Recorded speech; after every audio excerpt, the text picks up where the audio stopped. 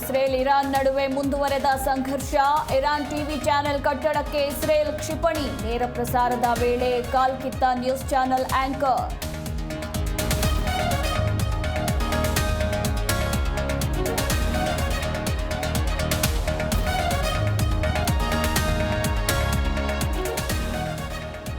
ನಾನು ಹೇಳಿದ್ದು ಕೇಳಿದ್ರೆ ಇರಾನ್ಗೆ ಹೀಗೆ ಆಗ್ತಿರ್ಲಿಲ್ಲ.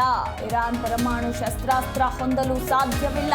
ಕೂಡಲೇ ಟೆಹರಾನ್ ಬಿಟ್ಟು ಬಿಡಿ ಎಂದು ಟ್ರಂಪ್ ವಾರ್.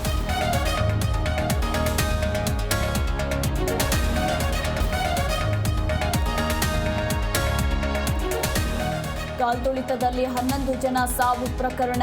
ಸಿಎಂ ಡಿಸಿಎಂ ರಾಜೀನಾಮೆಗೆ ಬಿಜೆಪಿ ಆಗ್ರಹ ಎಂದು ಫ್ರೀಡಂ ಪಾರ್ಕ್ನಲ್ಲಿ ಬೃಹತ್ ಪ್ರತಿಭಟನೆ.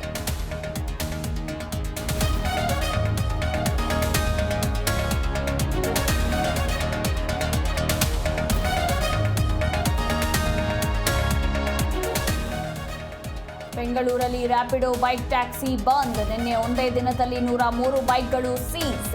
ಇಂದು ಆರ್ಟಿಒ ಅಧಿಕಾರಿಗಳಿಂದ ಕಾರ್ಯಾಚರಣೆ.